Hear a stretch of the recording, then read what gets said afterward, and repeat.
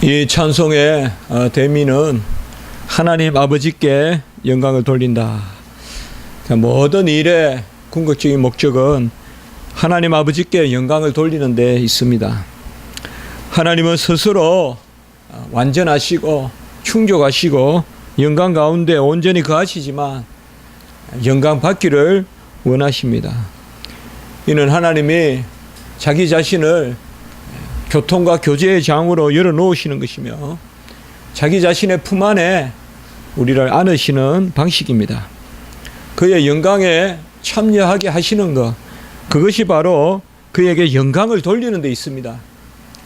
그에게 영광을 돌리는 것이 그의 영광에 참여하는 것이며, 그는 온전하시고 완전하신 충만한 영광 가운데 계시지만 영광을 받아주심으로 결국은 없던 영광을 새롭게 하시거나 모자라는 영광을 채우시거나 하는 것이 아니라 자신의 뜻 가운데 그 영광 가운데 궁극적으로 자기 자신을 비워서 우리를 참여시키는, 그것이 바로 하나님이 모든 것을 창조한 목적이고 구원한 하신 그 목적이 되겠습니다. 하나님이 구원하신 것은 아들을 이 땅에 보내심으로 아들이 아버지의 뜻을 다 이루어 그 아버지의 뜻을 다 이룬 아들의 공로로 말미암아 구원받은 자들이 아버지를 찬송하게 하는, 그 궁극적으로 아들이 아버지의 뜻을 이루어 그 아들의 의로 말미암아 구원받은 백성이 아버지를 찬송하게 하는, 아버지를 영화롭게 하는, 아버지께 영광을 올리는, 그것이 바로 아버지의 뜻입니다. 우리는 구원의 4가지 원인이다라고 자주 말씀을 나누는데, 구원의 동기는 하나님의 사랑이고, 구원의 바로 진료, 구원의 그 실체 자체는 예수 그리스도의 대속 혹은 공로의 그 자신, 그리고 구원의 도구는 믿음, 그리고 구원의 목적은 뭐냐? 바로 하나님께 영광이다. 하나님께 우리가 영광을 올려드림으로 하나님이 영광을 받으시는 이 일을 아무도 이룰 수 없는데 하나님을 영화롭게 하는 아들을 통하여서 이 일을 이루신다.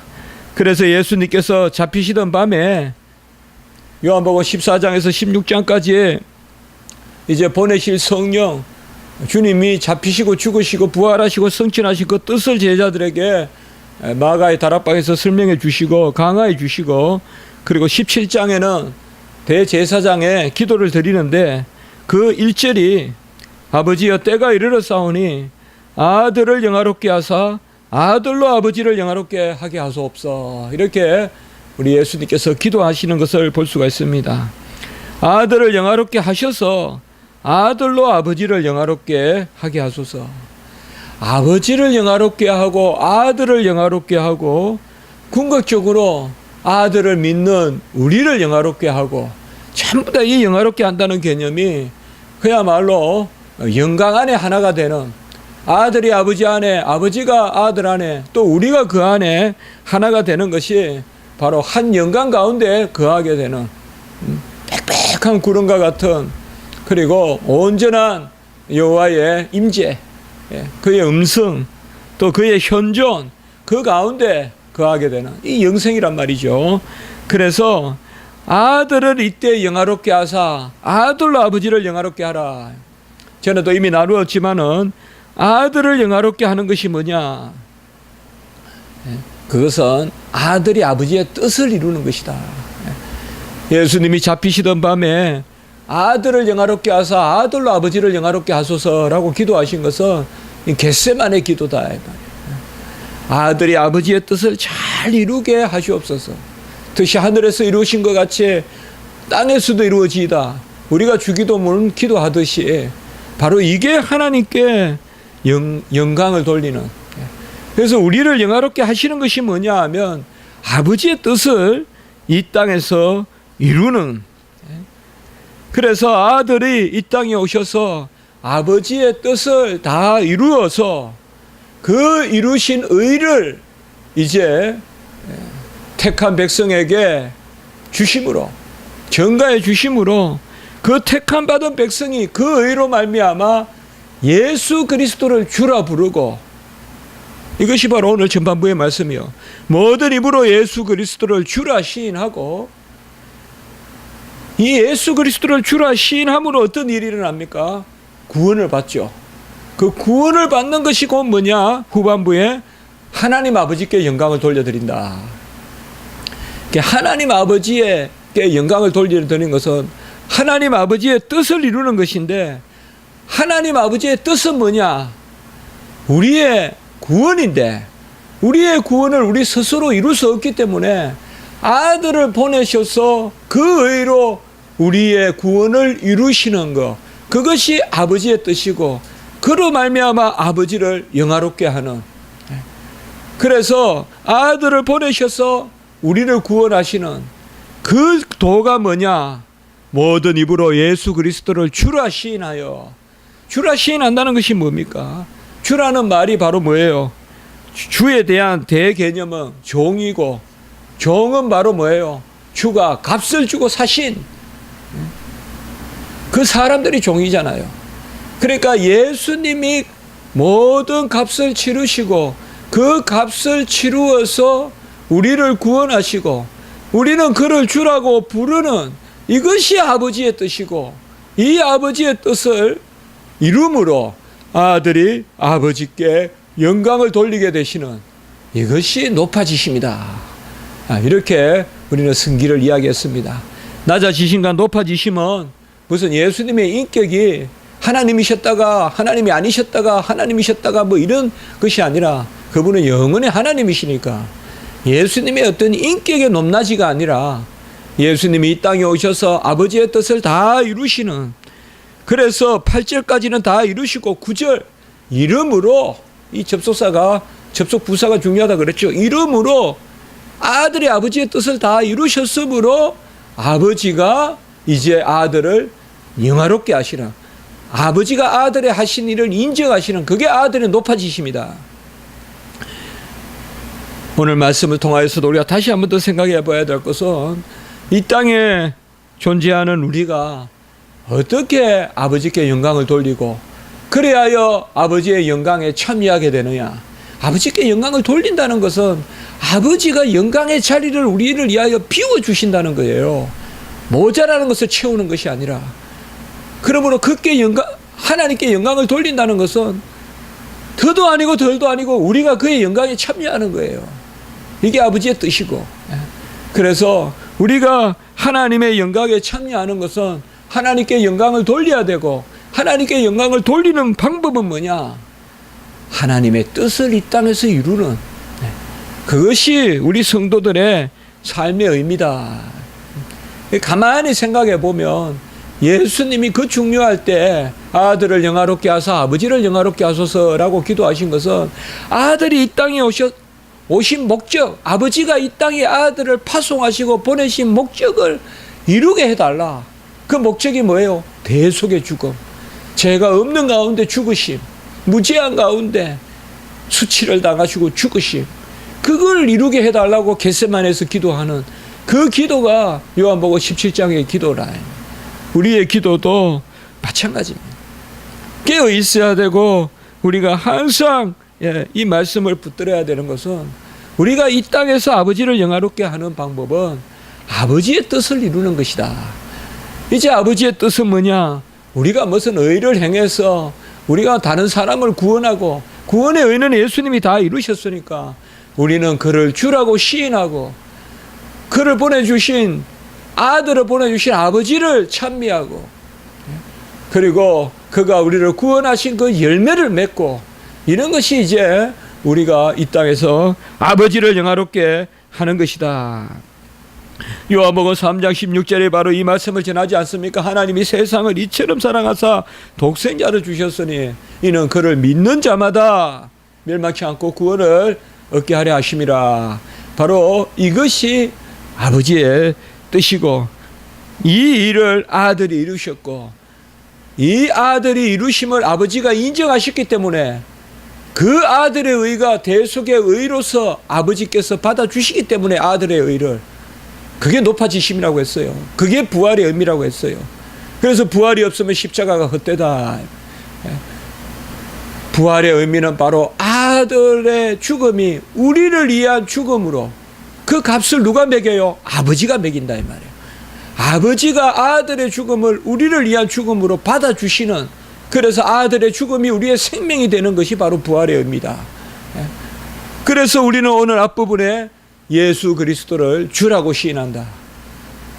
성경에서 특별히 이 주라는 말이 많이 예수님께 돌려지는 것이 부활 이후부터 예수님이 주라고 불리고, 그리고 오순절 성령 사건 이후로는 주이라면 이제 거의 예수님을 칭하는 그런 호칭이 되죠.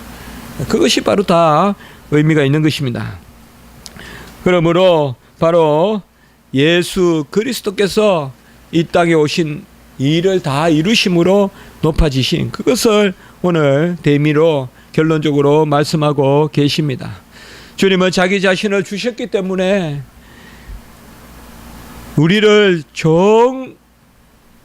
종이 되고 그가 주가 되는 것은 전인격적인 일입니다. 이것은 어떤 소유에 속한 것이 아니라 존재적이며 인격적인 사건입니다. 그는 주가 되고 우리가 종이 된다는 것은 다른 말로 성경에서는 그와 함께 자녀가 되고 상속자가 된다, 이렇게 같이 쓰이고 있습니다. 그러니까 예수님이 아들이면서도 종이 되셨고, 그가 아들이면서도 히브리 5장 17절 순종으로 통곡과 눈물과 통곡 가운데 기도하셨기 때문에 바로 그가 아들임이시도 종이 되셔서 순종하셨기 때문에 이제 우리가 그를 주라고 부르는 종의 자리에 있지만 그와 함께 자녀가 되는 그것이 바로 예수 그리스도의 의라는 것입니다.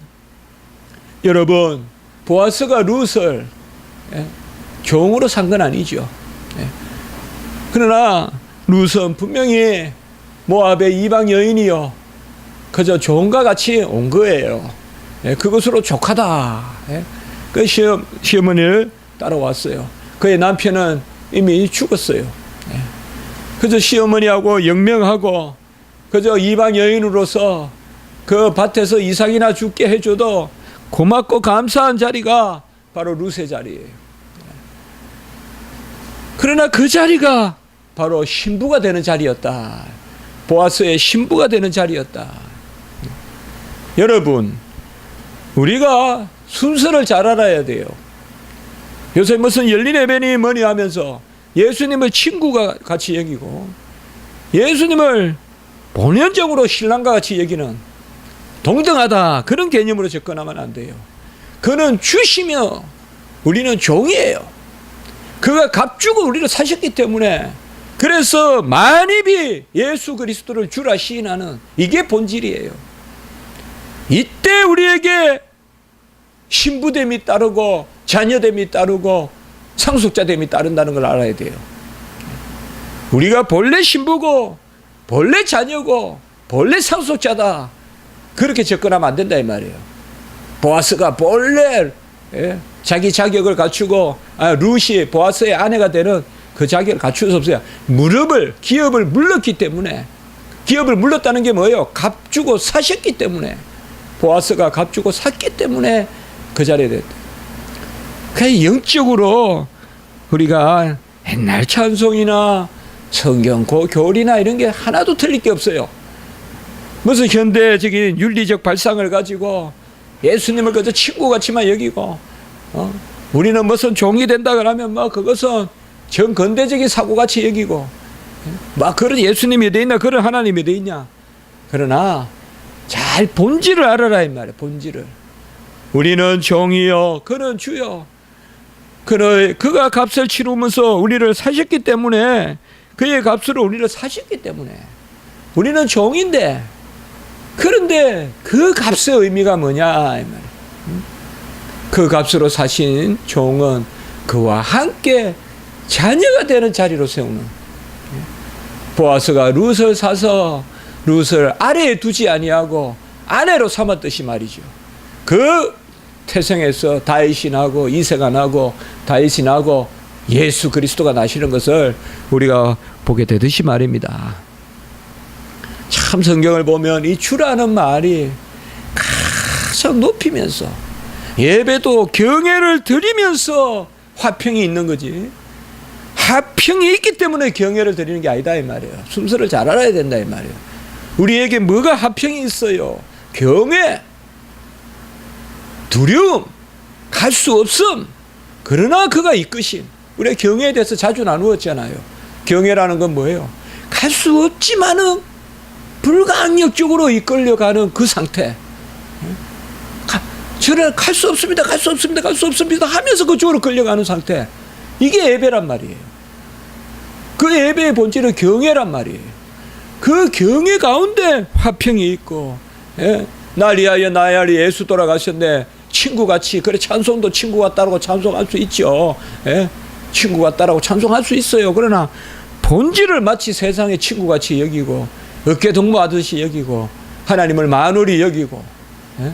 무슨 오라 하면 오고 가라 하면 가는 백부장의 수와같이 하나님을 여기고 주님을 여기고, 내 마음에 안 들면 배반하신 하나님이고 내 마음에 안 들면 응답하시는 죽으신 하나님이고, 이렇게 신앙생활해서는 안 된다 이 말이에요. 본질은 뭐냐? 경외요. 본질은 뭐냐? 우리는 정의요. 그는 값주고 사신 주요. 그런데 그 주님은 우리를 그와 함께 자녀 삼아주시고 상속자 삼아주셨다는 거, 이것이 바로 아버지의 뜻이다. 그 아버지의 뜻을 아들이 이루었겨. 아들이 이루어서 우리는 아들로 말미암아 아버지를 믿게 되고, 우리는 구원의 자리에 이르고 아들을 주라 시인하여 아버지께 영광을 돌리게 되느니라. 이것이 바로 오늘 11절의 말씀입니다. 우리가 성경에 보면 이런 구조의 말씀, 자주 우리가 나누지만 이런 구조의 말씀을 금방 떠올릴 수 있어요. 우리는 이 구절 자주 나누지 않습니까? 고린도후서 1장 20절도 보면 하나님의 약속은 얼마든지 그리스도 예수 안에서 예가 되니, 자, 하나님의 약속은 예수 그리스도 예수 안에서 예가 되니, 이 말은 그리스도 예수께서 하나님의 약속에 순종해서 다 이루었다 이 말이에요. 그 다음에 부분, 그런즉 그로 말미암아 우리가 아멘하여, 그런즉 우리가 그의 의를 우리를 위한 의라고 아멘하여 곧 주라 시인하여, 그 다음 부분 하나님께 영광을 돌리게 되느니라. 오늘 후반부 똑같죠? 똑같아요. 이 빌립보서 2장 11절과 고린도후서 1장 20절의 말씀은 일맥상통하다 이 말이야. 하나님의 약속은 얼마든지 그리스도 안에서 예가 되니, 이게 예란 말이 순종이잖아요. 예수님이 이 땅에 오셔서 아버지의 약속을 다 이루셨다 이 말이에요. 그런즉 그로 말미암아 우리가 아멘하여, 오늘 말씀에 따르면 그를 예수 그리스도를 주라 시인하여, 이게 아멘이다 이 말이에요. 주라 시인하여. 결론은 뭡니까? 둘 다 결론은 바로 오늘 말씀도 하나님 아버지께 영광을 돌리게 하셨느니라. 고린도후서 1장 20절의 결론도 하나님께, 우리가 아멘하여 하나님께 영광을 돌리게 하셨느니라. 정확한 이 구조예요. 아버지는 아들을 보내시고 아들은 예가 되시고 곧 아들이 순종하시고, 우리가 아멘하여 결론은 뭐예요? 아버지의 뜻을 이루는, 그래서 아버지를 영광을 돌리는, 꼭 이 구조예요. 이 구조. 그래서 아버지는 아버지의 뜻을 이루시고, 창조도 구속도 모든 것이 아버지의 뜻을 이루는 영광 가운데 있다는 것이죠. 요한복음 14장 13절도 마찬가지예요. 우리가 자주 살펴보는 이 말씀, 너희가 내 이름으로 무엇을 구하든지 내가 행하리니 이는 아버지로 하여금 아들로 말미암아 영광을 받으시게 하려 하심이라. 꼭 이 후반부에 나오는 말씀, 이게 아주 중요한 말씀이에요. 아들로 말미암아 아버지가 영광을 받는 방식이 뭐냐? 우리가 아들의 이름을 불러 무엇이든 이루는 것. 오늘 나하고 똑같단 말이에요. 아버지가 영광을 받으시는 방법은 아들을 보면서 아들이 아버지의 뜻을 다 이루고, 우리는 아들을 믿어서 아버지께 영광을 올리는, 아들을 주라 시인하여 아버지께 영광을 올리는. 왜 아버지께 영광을 올려요? 아버지의 뜻이 아들을 보내서 우리의 주가 되게 하셨기 때문에 꼭 이 구조란 말이에요. 이래하여 구원은 삼위일체 하나님의 역사일 수밖에 없다. 삼위일체를 아멘하지 않고는 구원의 역사가 없다 이 말이에요. 그 다 인본주의고 세속주의고 그거는 이교 사상이고 그는 결국 인간 숭배고 물신 숭배고 다 그런 거다 이 말이에요. 오직 삼위일체 하나님만이 스스로 충만하시고 스스로 영광이시며 스스로 이루시며 이건 삼위일체 하나님, 삼위일체 하나님의 함께 일하심, 동사 함께 일하심이 없이는 한 발자국 더 나가면 뭐예요? 그 아들의 의를 우리 것 삼아 주시는 그 역사가 바로 성령의 역사잖아요. 보혜사 성령의. 그래서 삼위일체 하나님, 아들은 아버지를 보내시고 아버지는 아들을 보내시고 아들은 아버지의 뜻을 다 이루시고 아들의 영을 우리에게 부어주심으로 그 성령이 우리를 믿게 하심으로 아들을 주라 시인하고 이 아들을 주라 시인함으로 우리가 구원에 이르는 것이 아버지의 뜻이기 때문에 아버지를 영화롭게 하고 이게 오늘 다 읽지는 않았지만 요한복음 17장 예수님의 대제사장적 기도의 핵심이에요. 계속 예수님이 이걸 기도하는 거예요. 아들을 보내셔서 아들이 뜻을 다 이루어 저 백성들이 우리와 하나 되게 하셔서 아버지 영광 받으소서. 예? 이게 대제사장적 기도. 이 주석학자들의 뭐 여러 의견은 있지만 우리가 제가 봐서는 의미적으로 분명히 이 대제사장적 기도는 요한복음 17장 기도는 겟세마네 기도라고 보면 돼요. 제가 봤을 때는 겟세마네에서 예수님이 이 기도했다 이 말이에요. 아들이 다 아버지의 뜻을 이루게 하셔서 이제 아들을 주라 시인하는 자마다 구원에 이르러 아버지를 영화롭게 하소서, 아버지의 자녀가 되게 하소서. 그 대제사장적 기도를 대제사장이 뭐예요? 대표해서 그의 백성을 대표해서 드리는 그게 대제사장의 직분이잖아요. 그래서 그를 믿는 자마다 구원에 이르는. 그게 참 이 빌립보스가 저도 학교에서 기독론을 가르치고 매 학기 연구하고 하지만은 참 보면 볼수록 어찌 하나님이 이 말씀으로 초대교회 성도들이 노래하게 하셨는가. 분명히 하나님이 연관된 말씀으로 주셨어요. 연관된 말씀으로 주셨고 연관된 말씀으로 초대교회 성도들에게 어떤 사람들은 자생적이다 하니까 그들이 무슨 저는 그렇게 생각하지 않습니다. 초대교회 성도들에게 자생적인 노래라고 하더라도 그들의 심령을 감화한 것은 하나님의 영이고 그리고 그 영의 역사 가운데 이제 바울이 연관된 하나님의 말씀을 기록했다. 그것이 바로 빌립보서 2장 5절에서 11절. 특별히 그 내용은 6절에서 11절. 우리가 몇 주간에 걸쳐서 이 말씀을 살펴봤습니다. 얼마나 아버지가 우리를 사랑하시는지 아들을 주시기까지 사랑하시고 그와 함께 모든 것을 주시지 않겠느냐. 8장 32절에 로마서 아들을 주시니가 아들을 아끼지 아니하시고 내어 주시니가 어찌 그와 함께 모든 것을 주시지 아니하겠느냐. 요한복음 8장 32절. 그래서 이 은혜가 전적으로 우리에게 역사한다는 것. 우리의 생명과 우리의 생활에 전체적으로 어렵다 하실 뿐만 아니라 거룩하게 하시고 영화롭게 하시는 그 자리에 우리를 세운다. 그래서 오늘 귀한 말씀이 끝이 나고 그 목적은 아버지께 영광을 올리는 이것을 우리에게 증거했습니다. 기도드리겠습니다. 거룩하고 자비로우신 하나님 아버지, 아들 아버지의 뜻을 다 이루게 하시고 그리하여 그 의를 대속의 의로 삼아 주신 가운데 우리가 아들을 주라 시인하여 우리를 자녀 삼아 주시는 그리하여 하나님이 하나님을 영화롭게 하는 자리에서 하나님 영광 받으시고 우리가 그 영광에 참여하게 하시는 이 귀한 구원의 도를 우리에게 알려주시니 참으로 감사합니다. 아버지여, 사랑의 하나님이시지만 만물이 여기지 아니하시는 하나님이심을 기억하게 하시고 그저 열린 해변이 아버지여 하면서 신사돈이 하면서 하나님을 만으로 여기는 그런 자리에 세우지 말게 하시고, 우리는 근본 종된 자요, 우리 예수님이 우리의 값주고 사신 그 주로서 그 자리에서 우리가 신랑이 되고 자녀가 되고 상속자가 됨을 기억하는 저희들 될 수 있도록 도와주시옵소서.